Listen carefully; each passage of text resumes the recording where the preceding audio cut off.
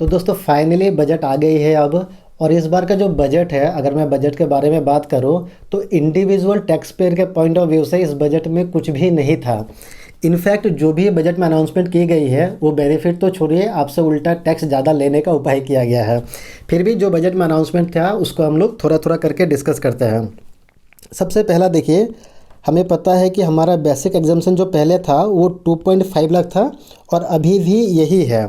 लेकिन हमें ये भी पता है कि 2.5 लाख से लेके इनकम 5 लाख होने तक हमारा टैक्स बनता था 12,500 रुपया। और ये टैक्स हमें माफ़ कर दिया जाता था।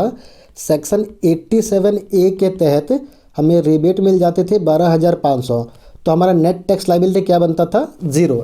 यहाँ पे हमारा नेट टैक्स लाइबिलिटी जीरो बनता था। तो अभी भी ये चीज़ें यही है, इसमें कोई चेंजेस नहीं है। दूसरा बात करते हैं सेक्शन 80C में। हमें अभी तक सेक्शन 80C में 1.5 लाख का डिडक्शन मिलता था। इस बार भी यही है, इस बार भी चेंज नहीं किया गया है। जबकि हम लोग सबको एक्सपेक्ट कर रहे थे कि सेक्शन 80C में जो एग्जाम्शन की लिमिट है वो 2 से लेके 2.5 लाख तक हो जाएगी, लेकिन ऐसा कुछ हुआ नहीं है। तो सर चेंजेस कहाँ हुए हैं? जो चेंजेस हुए हैं वो हम लोग डिस्कस करते हैं। जो अनाउंसमेंट में बताई गई है 3-4 बातें हैं बस जानने के लिए, उसको हम लोग ब्रीफली डिस्कस करेंगे। ज़्यादा उस पर इन डेप्थ जाने की ज़रूरत भी नहीं है, क्योंकि आपका बेनिफिट का तो बात है ही नहीं। वो जो सबसे पहली अनाउंसमेंट है वो है क्रिप्टो करेंसी को लेके। देखिए लास्ट वीडियो में हम लोग बात भी किए थे कि इंडिया में अभी तक कोई भी क्रिप्टो करेंसी के ऊपर किसी भी तरह का टैक्सेशन का लॉ नहीं है। और हम लोग एक्सपेक्ट भी कर रहे थे कि इस बार के बजट में कुछ ना कुछ इसके बारे में बोला जाएगा। तो अब यहाँ पे आपको बताई गई है कि क्रिप्टो करेंसी में आपका जो टैक्स रेट होगा वो फ्लैट 30% होगा। ये फ्लैट रेट है। इसके अलावा एक चीज़ और बताई गई, क्रिप्टो करेंसी में एक TDS का प्रोविज़न लाया गया आपके ऊपर। 1% का TDS लगेगा। इसको ज़रा ध्यान से समझिएगा ये क्या है। देखिए मान लीजिए आप 10,000 रुपये इन्वेस्ट करते हैं CoinDCX ऐप के थ्रू, ठीक है ना। और मान लीजिए कि आपका इन्वेस्टमेंट 10,000 जो है वो बढ़ के हो जाती है 20 के, यानी कि 20,000 हो जाती है।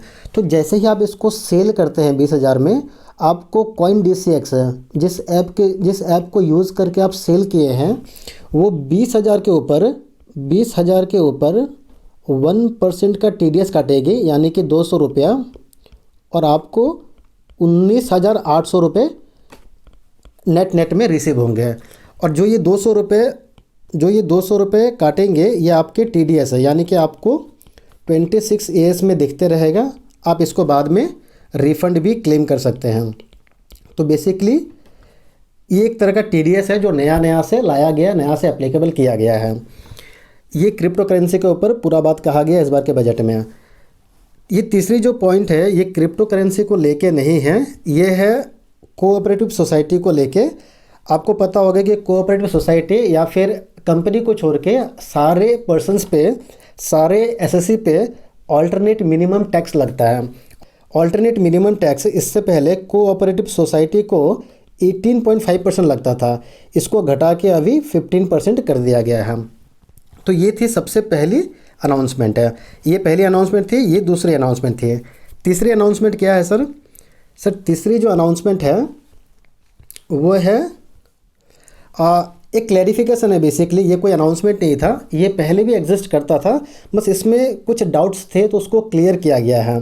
क्या क्लैरिफिकेशन है? ये सिर्फ बिजनेस पर्सन के लिए है। पहली बात है, देखिए हम लोग सबसे पहले क्या होता है ना, अपने स्लैब रेट से टैक्स पे करते हैं।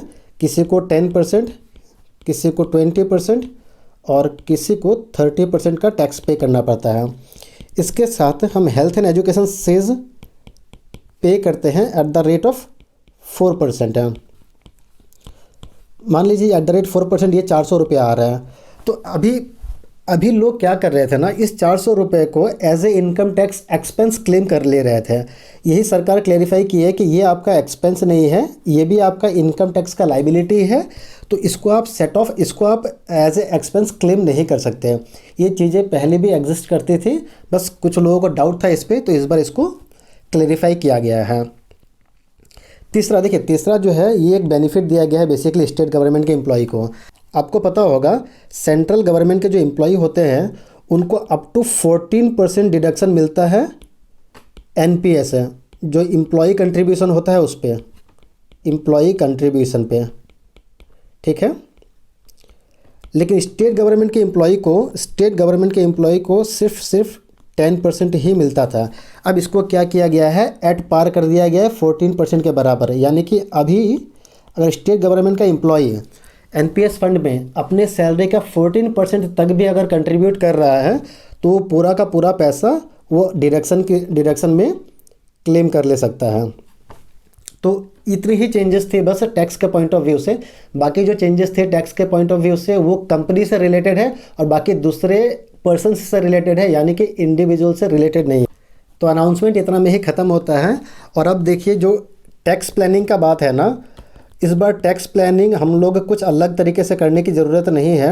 आप जो अपना ओल्ड टैक्स प्लानिंग के साथ चल रहे थे उसी टैक्स प्लानिंग के साथ चलिए, क्योंकि इस बार टैक्स प्लानिंग करने के लिए बजट में कुछ भी दिया ही नहीं गया है आपको। तो इतना ही था बस बजट का डिस्कशन, और बजट का डिस्कशन यहाँ पे ख़त्म होता है। Thank you so much.